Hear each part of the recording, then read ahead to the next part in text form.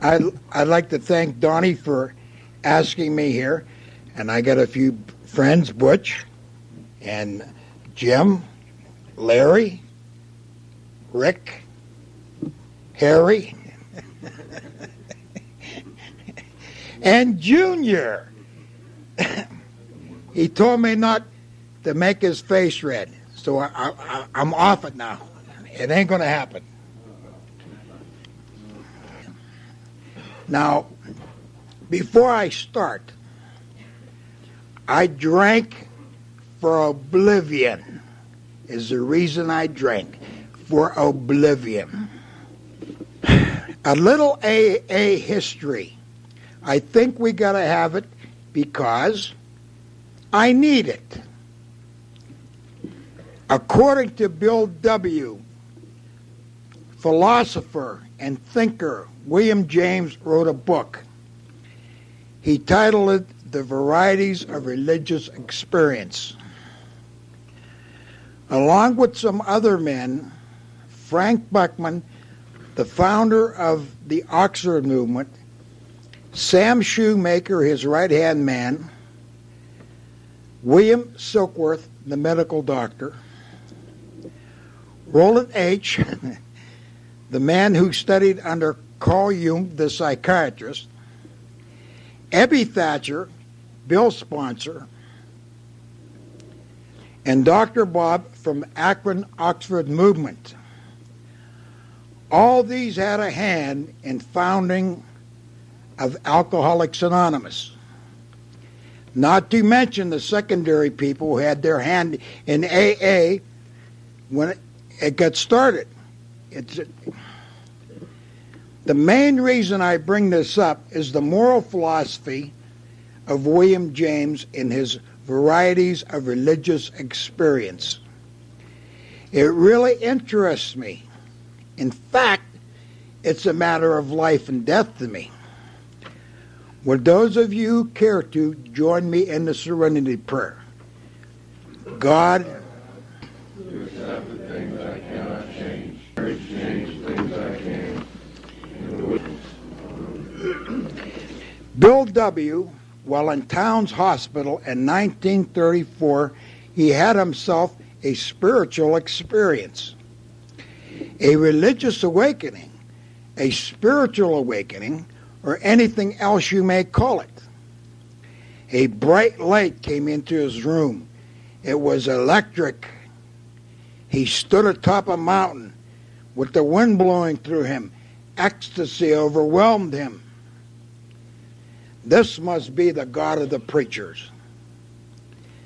You can read about it in the big book or in Pass It On, I think. He then ran into Dr. Stokeworth's office and said, "Am I going nuts?" Dr. Stokeworth said, "Hang on to it, son. Anything you got is better than what you had." When Ebby came next to see him, he was toting a volume of William James, The Varieties of Religious Experience. Ebby had not read it, but many people in the Oxford movement did read it.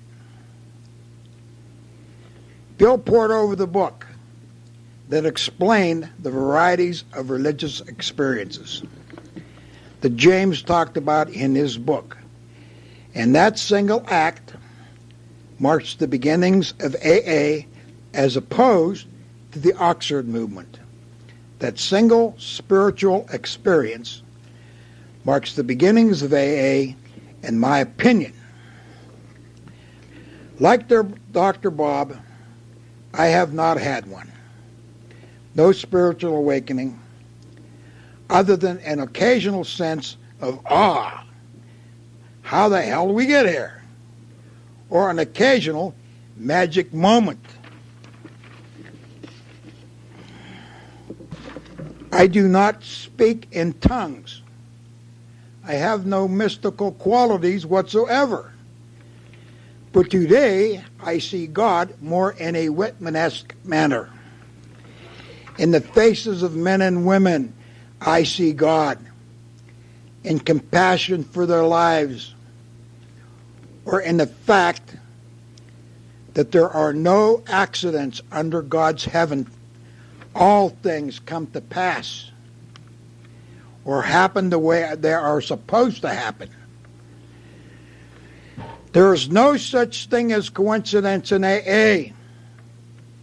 Leibniz, a religious thinker and philosopher, called it a monad, that we could know without knowing why we know. We just know that it is true. In this case, God is true. For those of you who believe in guardian angels, this is a proof that the scientifically minded cannot prove that angels do not exist. A thinking animal without hope that is dumped out of a garbage can under the doorsteps of AA, or, if I may quote the great Emerson, who says, the dice of God are always loaded. I think that is where the idea of God as you understand him, or a higher power, came from.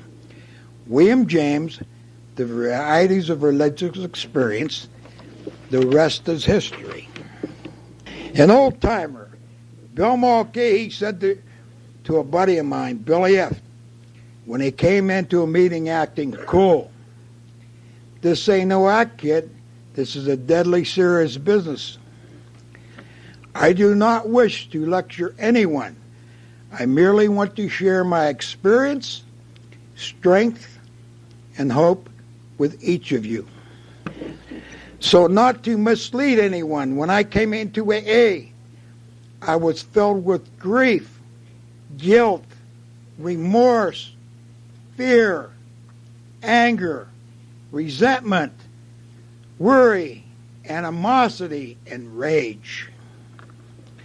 I was in jail 12 times, not counting the number of arrests I had. Wrecked up 7 cars, scraped off the street once or twice, and taken to the hospital. Woodside twice, the ha-ha factory. The first time for 21 days and 2 shock treatments, and I still think the shock treatments affected me. And the second time for 3 days. 5 times through the clinic when it was down on Lincoln Avenue. Twice when it was over by the old TB sanitarium and the nurse's house. And once when it was where it is now. 6 months in a halfway house for homeless alcoholics. 3 DWIs. Now they are called DUIs. I classify myself 1 notch below the can ganger. And that's the way I like it.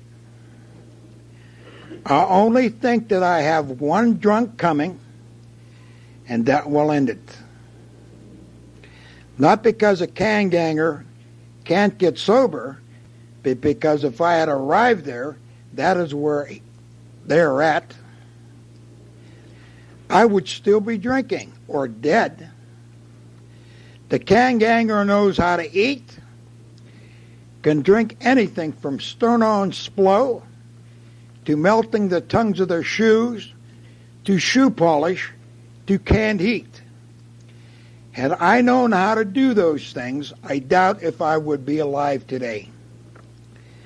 The street people, I think you call them today, they screwed up. They think the street people are the can gangers. You see, I had been trying to live like a can ganger without knowing what one was. The halfway house was the greatest thing that happened to me, because it was there that I met them in force. Bob Wayne was director and Joe McGinney was the house manager. Enoch Lamar was the cook. Bill Peake was there, and Hank Blakely. I celebrate my anniversary from the day I went into the house, March 26, 1971. I was 29 years old.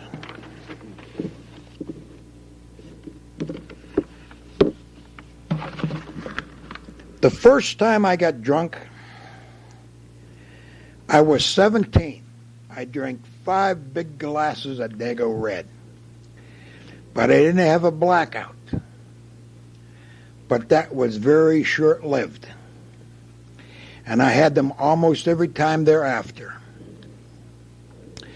Once when I was in jail and I was told I killed a cop, killed a policeman.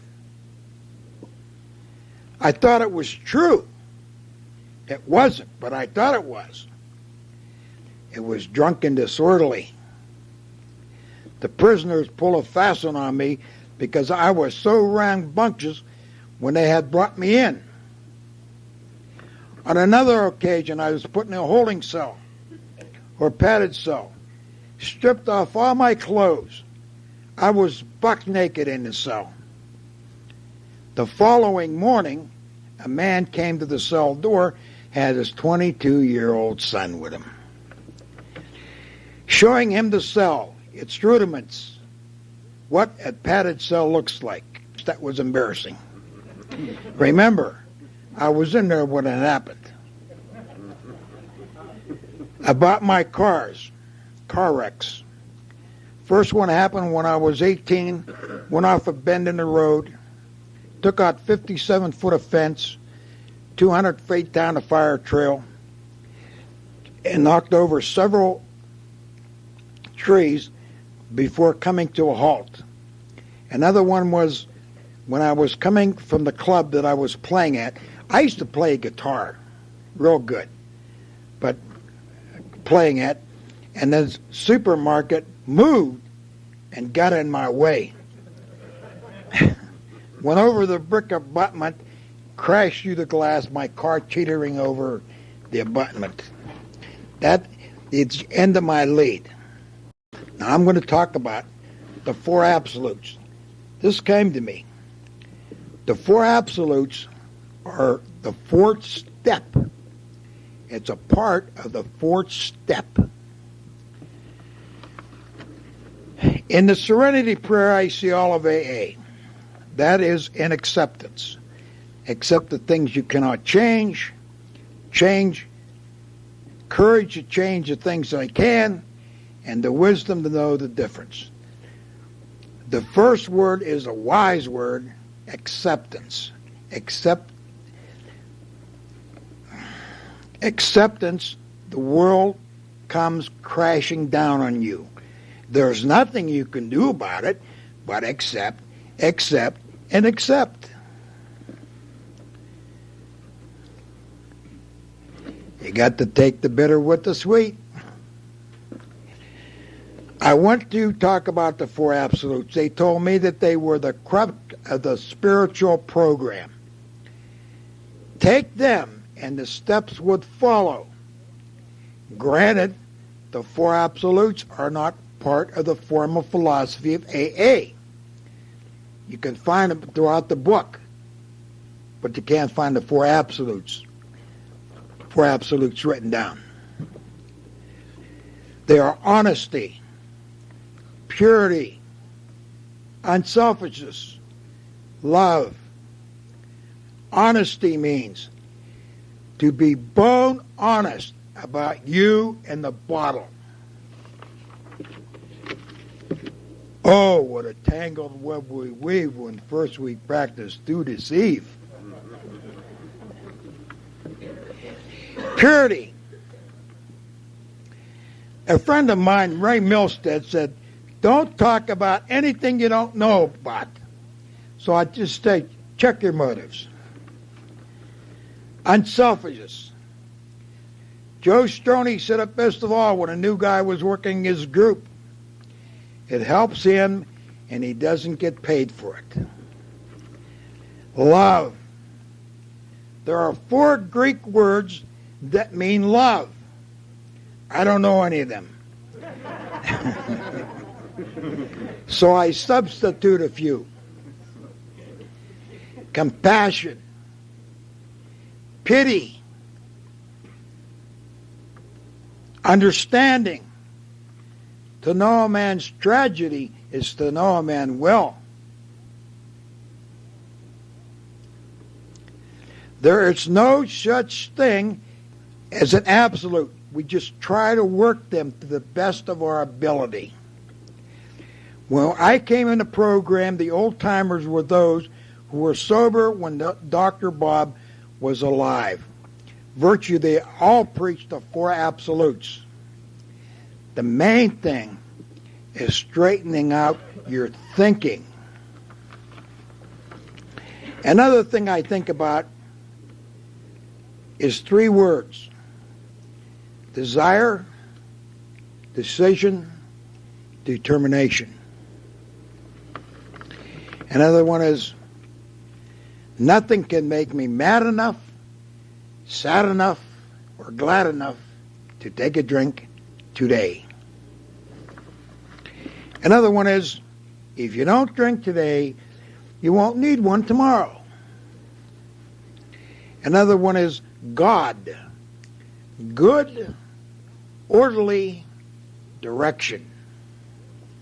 Another one is you're not all here because you're not all there. Another one is there are no big shots in AA and no little shots in AA. One shot and we're all shot.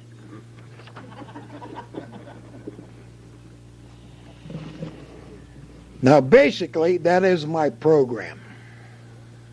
As far as empathy, dysfunctional family, detoxification, codependent, enabler, and other such words, these are clinical or psychological words. They mean nothing to me. What does mean something to me is the four absolutes. I was dishonest. Now I'm a little more honest. I was impure.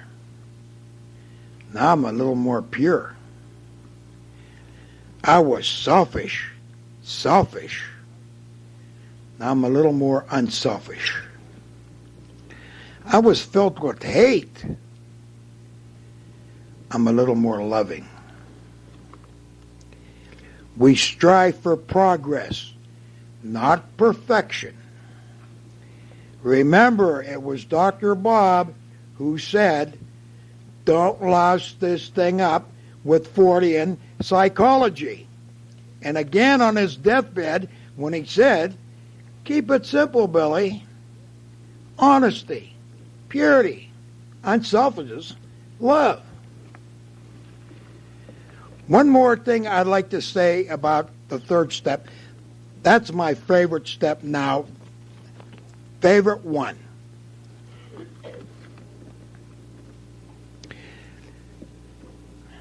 Made a decision to turn my will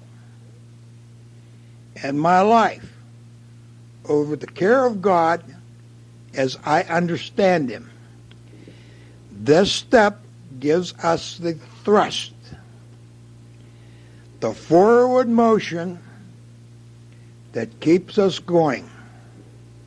Service, service, service. A final note on my ex-wife.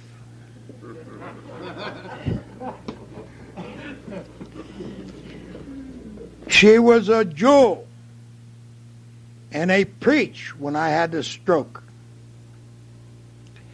She was at the hospital every day, and on Saturdays and Sundays, she would be there all day, every day.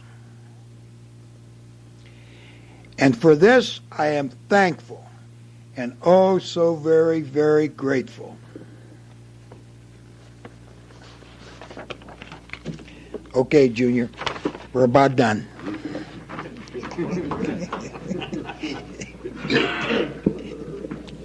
I used a stanza from the poet Robert Frost to end my lead. I use it as a part of my third step prayer. The woods are lovely, dark and deep, but I have promises to keep and miles to go before I sleep, and miles to go before I sleep. Thank you.